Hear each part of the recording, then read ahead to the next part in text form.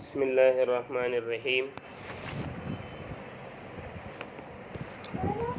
کل جو ہم نے پڑھا تھا اس میں ایمان اور عقائد کے ابتدائی ابحاث کائنات، اللہ تعالیٰ کی ذات اور صفات، تقدیر اور بندہ کے احکامات کے متعلق بات تھی۔ آج ہماری بات سب سے پہلے جو شروع ہوگی وہ انبیاء علیہم السلام اور ان کے معجزات کے متعلق ہے۔ اللہ کے بھیجے ہوئے بہت سے انبیاء کرام علیہم السلام بندوں کو سیدھی راہ بتانے کے لیے آئے۔ وہ سب کے سب گناہوں سے پاک ہیں، ان کے دل میں گناہوں کا خیال نہیں آتا، جس کو کہا جاتا ہے معصوم عن الخطا۔ ان کی سچائی ثابت کرنے کے لیے اللہ تعالیٰ نے ان کے ہاتھوں میں ایسی نئی نئی اور عجیب و غریب باتیں ظاہر کی جو دوسرے لوگ نہیں کر سکتے۔ ایسی باتوں کو معجزہ کہتے ہیں۔ لہٰذا معجزے کی ایک تعریف یہ بھی ہے کہ ایسا شخص جو گناہوں سے پاک ہو اور وہ ایک ایسا کام کر جائے کہ عام لوگ وہ نہیں کر سکتے۔ اگر عام لوگ بھی ویسا کام کریں جیسا نبی نے کیا تو وہ معجزہ نہیں کہلائے گا۔ معجزہ کہیں گے اسے جسے عام لوگ کرنے سے عاجز ہو جائیں۔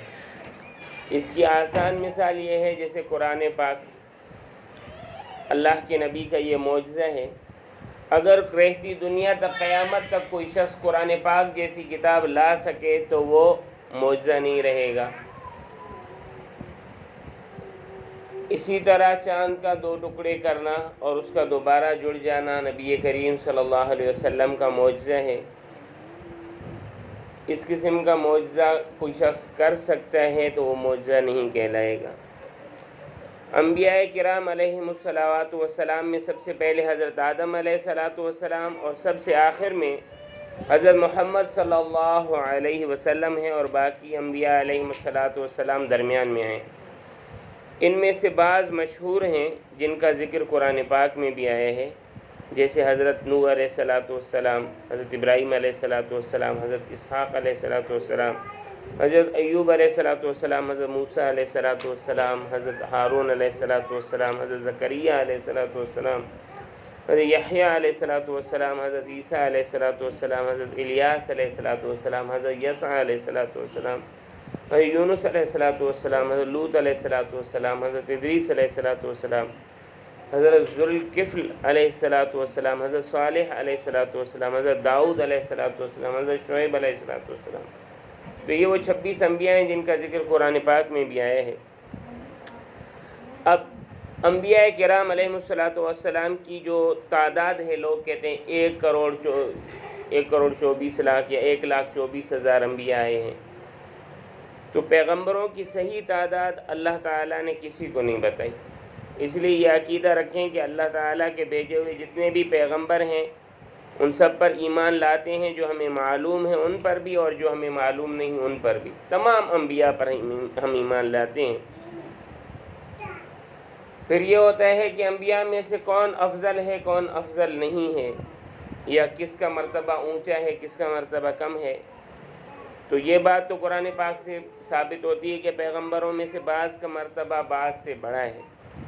تلک الرسل فضلنا بعضهم علی بعض۔ سب سے زیادہ مرتبہ ہمارے پیغمبر محمد صلی اللہ علیہ وسلم کا ہے۔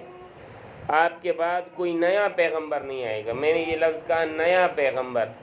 حضرت عیسیٰ علیہ السلام قرب قیامت میں اتریں گے، مگر وہ آپ سے پہلے کے پیغمبر ہیں۔ کوئی نیا پیغمبر کوئی نیا دین نہیں لائے گا۔ حضرت عیسیٰ اگر آئیں گے بھی تو وہ حضرت محمد صلی اللہ علیہ وسلم کے دین کے مطابق فیصلہ فرمائیں گے۔ لہٰذا جو شخص آپ صلی اللہ علیہ وسلم کے بعد نبوت کا دعویٰ کرے وہ جھوٹا ہے۔ جیسے غلام احمد قادیانی ہے، اس نے نبی کا دعویٰ کیا، اس لیے علماء نے اسے اور اس کے ماننے والوں کو کافر اور زندیق کہا ہے، اور قادیانیوں سے نکاح کو حرام قرار دیا ہے۔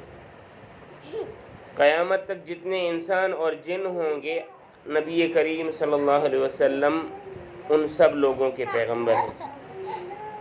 معراج کے متعلق ہمارا عقیدہ کیا ہے کہ ہمارے پیغمبر کو اللہ تعالیٰ نے بیداری کی حالت میں جسم کے ساتھ مکہ المکرمہ سے بیت المقدس اور بیت المقدس سے 7ویں آسمان پر اور وہاں سے جہاں تک اللہ تعالیٰ نے چاہا پہنچایا اور پھر مکہ پہنچا دیا، اس کو معراج کہتے ہیں۔ آج کا جو درس تھا اس کا خلاصہ کیا ہے کہ انبیاء علیہم الصلوات والسلام پر ایمان لانا، ان کا معصوم عن الخطا ہونا کہ ان سے کبھی کوئی گناہ نہیں ہوا، ان سے معجزات کا ظہور ہونا کہ معجزہ کسے کہتے ہیں کہ جو اللہ تعالیٰ نے ان کے ہاتھوں پر کوئی کام ظاہر کیا ہو جسے عام آدمی نہیں کر سکتا۔ انبیاء کرام علیہ السلام کی تعداد مقرر نہیں ہے، اللہ تعالیٰ نے بعض کو بعض پر فضیلت دی ہے، سب سے افضل آپ صلی اللہ علیہ وسلم ہیں اور سب سے آخری نبی آپ صلی اللہ علیہ وسلم ہیں۔ آپ کے بعد کوئی نیا پیغمبر نہیں آئے گا، حضرت عیسیٰ آئیں گے بھی تو آپ صلی اللہ علیہ وسلم کی شریعت کے مطابق فیصلے فرمائیں گے۔ جو آپ صلی اللہ علیہ وسلم کے بعد نبوت کا دعویٰ کرتا ہے یا نئے دین لانے کا دعویٰ کرتا ہے وہ مردود ہے، اس کے ماننے والے کافر اور زندیق ہیں۔ معراج جو آپ صلی اللہ علیہ وسلم کا وہ اس کے متعلق ہے، سبحان الذی اسریٰ بعبدہ لیلا من المسجد الحرام الی المسجد الاقصی الذی بارکنا حولہ لنریہ من آیاتنا، کہ اللہ تعالیٰ نے مکہ سے بیت المقدس اور بیت المقدس سے پھر جہاں تک اللہ تعالیٰ نے چاہا ان کو جسم کے ساتھ بیداری کی حالت میں لے گئے اور پھر وہاں اپنے نشانیوں کو دکھانے کے بعد دوبارہ مکۃ المکرمہ حضرت ام ہانی کے گھر پہنچا دیا۔ اس کو معراج کہتے ہیں۔ انشاءاللہ عز و جل بقیہ کل پڑھیں گے۔